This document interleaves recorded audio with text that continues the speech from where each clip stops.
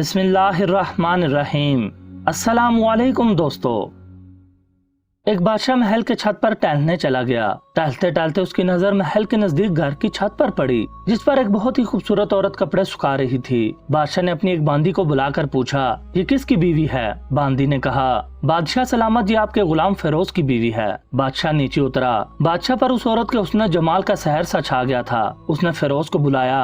फिरोज हाजिर हुआ तो बादशाह ने कहा, फिरोज, हमारा एक काम है। हमारा ये खत फलां मुल्क के बादशाह को दे आओ और इसका जवाब भी उनसे ले आना। फिरोज उस खत को लेकर घर वापस आ गया। खत को अपने तकिए के नीचे रख दिया। सफर का सामान तैयार किया और रात घर में गुजारी और सुबह मंजिल मकसूद पर रवाना हो गया। इस बात से लाइल्म के बादशाह ने उसके साथ क्या चाल चली है। इधर फिरोज जैसे ही नजरों से ओझल हुआ, बादशाह चुपके से फिरोज के घर पहुंचा और आहिस्ता से फिरोज के घर का दरवाजा खटखटाया। फिरोज की बीवी ने पूछा, कौन है? बादशाह ने कहा, मैं बादशाह हूँ, तुम्हारे शोर का मालिक। तो उसने दरवाजा खोला। बादशाह अंदर आकर बैठ गया। फिरोज की बीवी ने हैरान होकर कहा, आज बादशाह सलामत यहाँ हमारे गरीब खाने में? बादशाह ने कहा, मैं यहाँ मेहमान बनकर आया हूँ। फिरोज की बीवी ने बादशाह का मतलब समझकर कहा, मैं अल्लाह की पनाह चाहती हूँ आपके इस तरह आने से, जिसमें मुझे कोई खैर नजर नहीं आ रही। बादशाह ने गुस्से में कहा, ए लड़की, क्या कह रही हो तुम? शायद तुमने मुझे पहचाना नहीं। मैं बादशाह हूँ, तुम्हारे शोर का मालिक। फिरोज की बीवी ने कहा, बादशाह सलामत, मैं जानती हूँ कि आप ही बादशाह हैं, लेकिन बुजुर्ग कह गए हैं, शेर को अगरचे जितनी भी तेज भूख लगी हो, लेकिन वो मर्दार तो नहीं खाना शुरू कर देता। और फिरोज की बीवी ने कहा, बादशाह सलामत, तुम उस कटोरे में पानी पीने आ गए हो जिसमें तुम्हारे कुत्ते ने पानी पिया है। बादशाह औरत की बातों से बड़ा शर्मसार हुआ और उसको छोड़कर वापस चला गया, लेकिन अपने चप्पल वहीं पर भूल गया। ये सब तो बादशाह की तरफ से हुआ। अब फिरोज को आधे रास्ते में याद आया कि जो खत बादशाह ने उसे दिया था वो तो घर ही पर छोड़ आया है। उसने घोड़े को तेजी से वापस मोड़ा और अपने घर की तरफ लपका। फिरोज अपने घर पहुंचा तो तकिए के नीचे से खत निकालते वक्त उसकी नजर पलंग के नीचे पड़े बादशाह के चप्पल पर पड़ी, जो वो जल्दी में भूल गया था। फिरोज का सर चकरा कर रह गया और वो समझ गया कि बादशाह ने उसको सफर पर सिर्फ इसलिए भेजा ताकि वो अपना मतलब पूरा कर सके।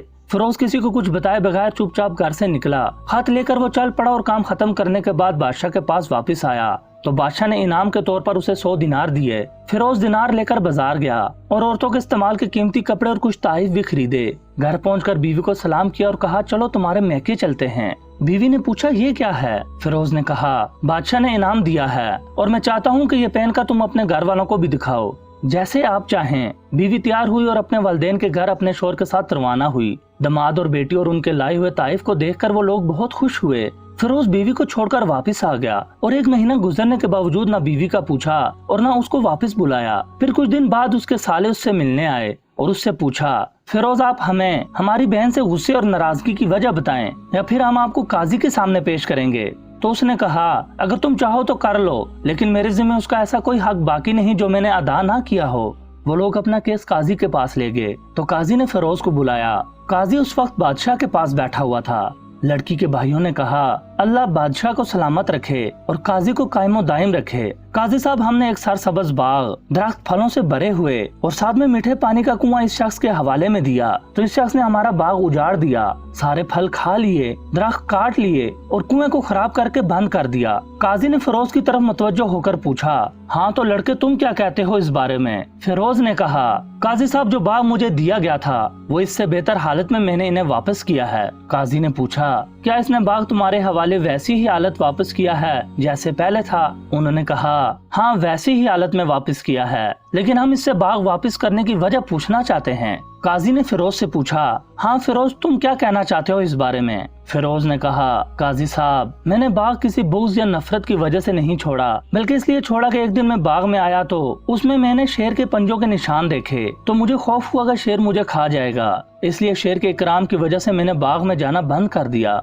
बादशाह जो टेक लगाए हुए ये सब कुछ सुन रहा था वो समझ गया और उठकर बैठ गया और कहा, फिरोज, अपने बाग की तरफ अमन और मुतमईन होकर जाओ। वल्लाह उसमें कोई शक नहीं कि शेर तुम्हारे बाग आया था, लेकिन वो वहाँ पर ना कोई असर छोड़ सका, ना कोई पत्ता तोड़ सका और ना ही कोई फल खा सका। वो वहाँ पर थोड़ी देर रहा और मायूस होकर लौट गया और खुदा की कसम, मैंने कभी तुम्हारे जैसे बाग के गिर्द लगे मजबूत दीवारें नहीं देखी। तो फिरोज अपने घर लौट आया और अपनी बीवी को भी वापस ले आया। ना तो काजी को पता चला और ना ही किसी और को कि माजरा क्या था।